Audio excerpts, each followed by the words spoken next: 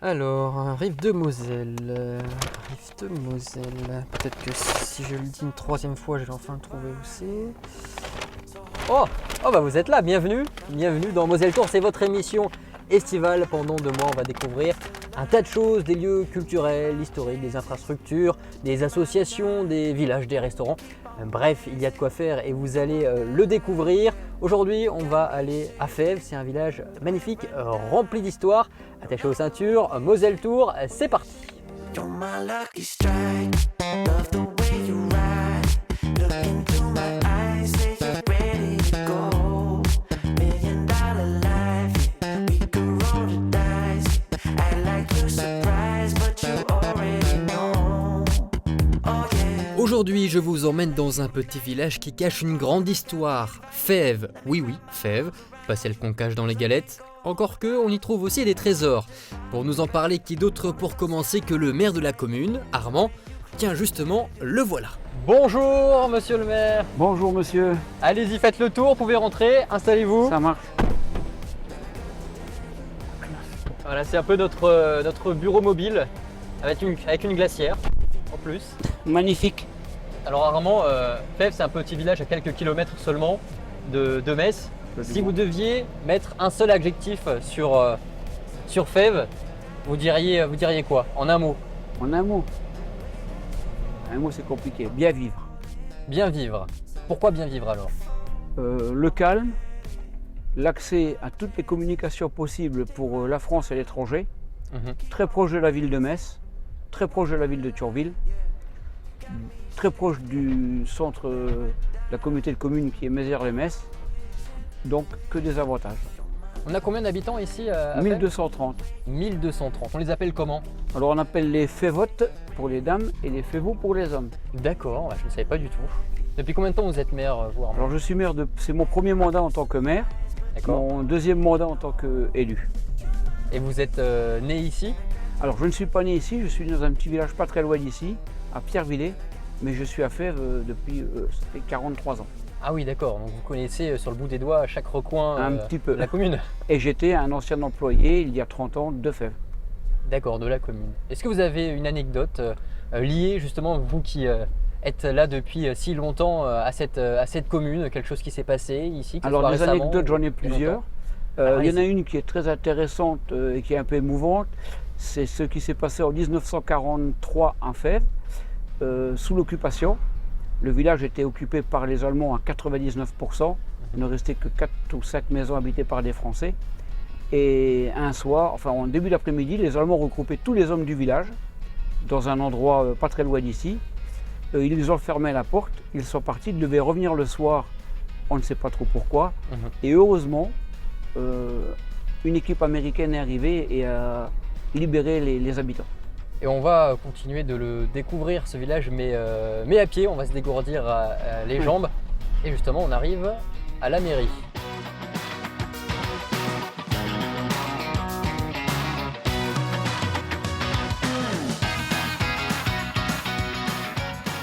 Bon Armand, voilà, on est arrivé sur votre lieu de travail. Absolument. Donc, là, la mairie.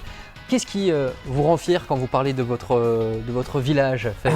Ce qui me rend le plus fier, c'est d'abord la population, parce qu'on a une population relativement sympathique, qui adhère à beaucoup d'associations, qui travaille facilement avec la mairie et qui est vraiment présente quand on en a besoin, lorsqu'il y a des coups durs, ça peut arriver. Donc ça, c'est le point principal. La deuxième chose, c'est l'intégration de la population qui est arrivée il y a quelques années, qui venait de la ville et qui n'a pas recherché le confort de la ville, mais bien le confort et le calme de la campagne. Oui. Voilà, ça c'est vraiment les choses qui m'ont beaucoup, qui me plaisent beaucoup. Ensuite, c'est les enfants qui ont vraiment un lieu pour travailler qui est formidable. Il y a une école ici. Il y a 2 écoles. Il y a 2 l'école écoles. maternelle et l'école primaire. Donc 2 écoles avec 4 classes pour le primaire et 2 classes pour la maternelle. Et les enfants ont un espace de vie formidable, avec une vue, vous avez bien vu, 360 degrés pratiquement, complètement, voilà. Tout est de plein-pied, que ce soit la mairie, l'école, l'église, tout est de plein-pied. Donc on n'a pas de difficulté pour les personnes ayant des difficultés à mobilité réduite. Donc voilà, la fierté du village, c'est ça. Ensuite, c'est la mise en valeur et le fait qu'on continue sans arrêt à faire en sorte que ça perdure. Vous avez des projets à venir, que ce soit du côté touristique pour faire venir les gens ici ou sur les équipements que vous avez aussi dans la commune à développer, à réaliser? Un projet très important, alors, pour le tourisme et surtout pour les personnes qui aiment bien marcher, nous remettons au bout du jour tous les chemins intramuros et ceux qui font le tour du village avec des panneaux qui indiquent où vous êtes et où vous allez. Donc ça c'est apprécié. Voilà, ça c'est important. Nous allons installer une table d'orientation parce que la vue, comme je vous l'ai dit, hein, on voit 50 km quand même. Et oui. Voilà. Pour savoir où se trouve quoi. Voilà, c'est ça. Pour terminer avec vous, monsieur le maire, alors si quelqu'un venait à venir ici, et qui ne connaît pas du tout le village, quels sont les lieux que vous lui conseillerez de voir, de visiter? Quelles sont les rues? Vous avez déjà un peu parlé donc, de l'église, ici avec cette vue magnifique. Voilà, donc effectivement ici c'est le point le plus magnifique du village. Après il y a la rue des Vignerons qui est la rue la plus vieille du village et qui donne sur le village voisin qui est très intéressant aussi. Nous avons le GR5 aussi qui traverse la ville, c'est important aussi. Les écoles, parce que beaucoup d'habitants, avant de venir, veulent visiter les écoles, et on a quelque chose de magnifique aussi. Tout est magnifique à faire. Hein. Et nous avons un calme qui est certain. Nous sommes traversés par une départementale, mais qui ne gêne pas vraiment le calme du village. Et le soir, on peut dire que les gens peuvent vivre tranquillement sur leur terrasse, à l'avant ou à l'arrière des maisons. Il y a rarement énormément de bruit. C'est bien vivant, c'est bien vivre. On va faire le test, on va voir pendant 5 secondes si on entend quelque chose. Effectivement, c'est très calme. En même temps, l'ambiance est raccord avec le cadre. Merci encore pour l'accueil et nous on va continuer notre petit bout de chemin ici dans le village pour découvrir tous ces atouts.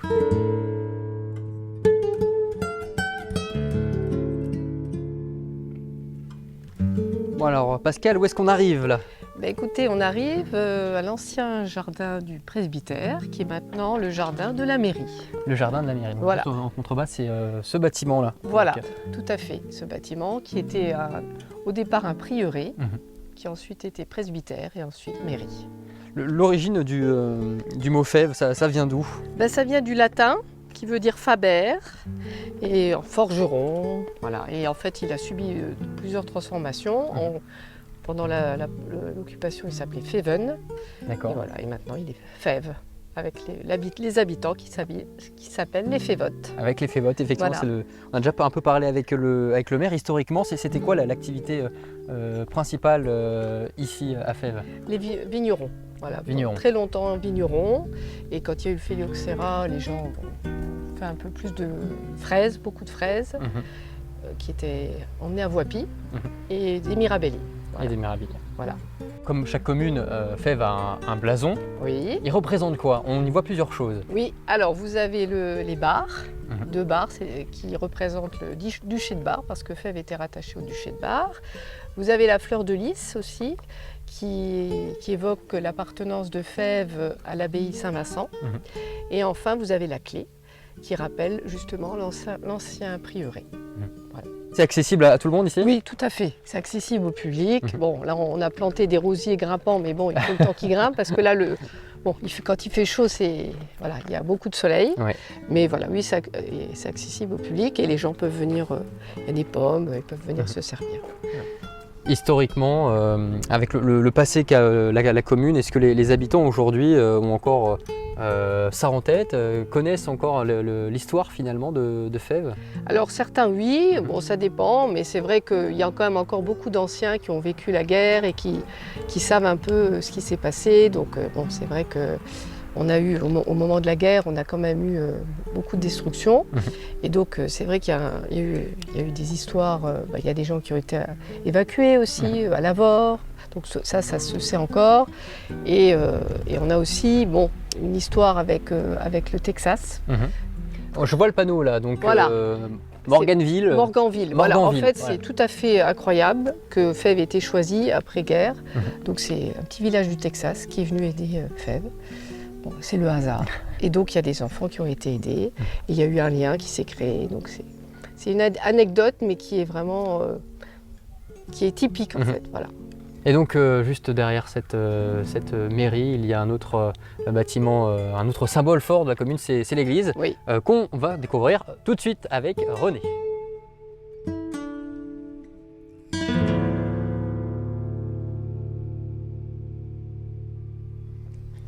Autre symbole fort de Fèves, eh bien c'est son église et là m'a rejoint René pour m'en parler. Bonjour, merci. Oui, bonjour à vous et merci d'être là. Ah bah oui. Donc là on est devant une fabuleuse église, elle date de quand? On l'appelle comment? Alors initialement, donc, on l'appelle, c'est l'église de la Nativité de Notre-Dame. Donc initialement, c'était une chapelle qui existait déjà en 1117 et qui appartenait à l'abbaye de Saint-Pierremont, qui se situe à Briey. D'accord. Donc il y a eu des travaux de restauration qui ont été réalisés par les abbés, en particulier l'abbaye Collignon, en 1509. D'accord. Des travaux dans le style gothique. Mais je dirais que les travaux les plus importants ont été faits au moment de l'annexion par les Allemands. Et donc nous avons eu la chance d'avoir le même architecte que la cathédrale Saint-Étienne de Metz qui s'est occupé S'il de vous la plaît. restauration de l'église Notre-Dame de la Nativité. Alors les travaux qu'il a entrepris, c'était quand même des travaux importants. Il a rehaussé le clocher et puis il a fait aussi comme autres travaux.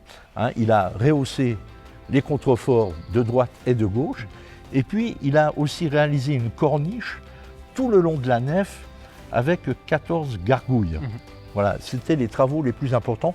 Puis à l'intérieur, on verra comment il a continué, en particulier en réalisant une tribune. Donc il y a un petit peu finalement de l'identité de la cathédrale de Metz qui se trouve ici. Bien sûr, à alors- Fèves. Et ça, il faut que les gens le sachent. Voilà, Ben, c'est, bien sûr, et quand vous regardez le c'est portail, exceptionnel. alors le portail est remarquable Oui. parce que si vous allez à la cathédrale de Metz, quand vous rentrez dans cette cathédrale, vous allez regarder le portail. Et ici, on a le même portail. Alors, En plus petit. en plus petit. Alors, est-ce qu'il a été fait en premier pour faire un essai, pour voir si ça allait, ou est-ce qu'il a été fait après Ça, on sait avec, pas. on ne sait pas, D'accord. avec les chutes éventuellement du produit, de la plaque de cuivre. En tout cas, il faut prendre le temps pour faire le tour et observer tous les détails que vous venez de nous dire autour de l'église. On va effectivement à l'intérieur voir un peu ce qui s'y cache. Bien sûr, je Allez. vous suis.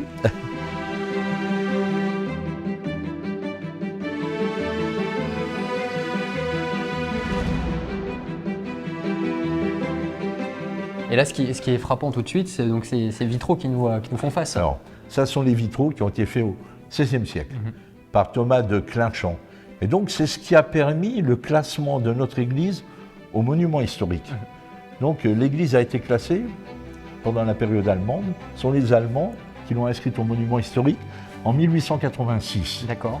Et ce classement a été confirmé par l'administration française en 1929.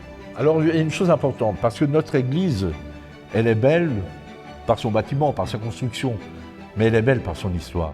Et je dis qu'à Fèves, nous avons la chance d'avoir cette église que j'appelle souvent la cathédrale des côtés. Et énormément de gens importants donc, ont contribué à cette église, à ce qu'elle est devenue aujourd'hui. Et ça, c'est aussi Bien sûr, et il faut préserver ce patrimoine, ne serait-ce qu'on rend hommage à ceux qui l'ont construit, et nous, il faut le préserver pour que nos descendants puissent aussi en profiter. Bah, merci beaucoup en tout cas René pour toutes ces explications. Donc venez voir par vous-même cette église, ça rendra encore mieux qu'en image forcément. La découvrir ici à Fèves, un village pas comme les autres qui regorge de secrets et d'histoire. Et merci encore René. Très heureux en tous les cas de vous avoir reçu. Et voilà, notre tour de ce magnifique village Fèves est terminé. Merci à Armand, Pascal et René pour la visite. Comme quoi, derrière chaque clocher se cache une histoire, des paysages à découvrir et des gens passionnés. On se retrouve demain pour un nouveau périple, un nouveau voyage dans le van de Moselle Tour. D'ici là, portez-vous bien et à demain sur les routes de Moselle.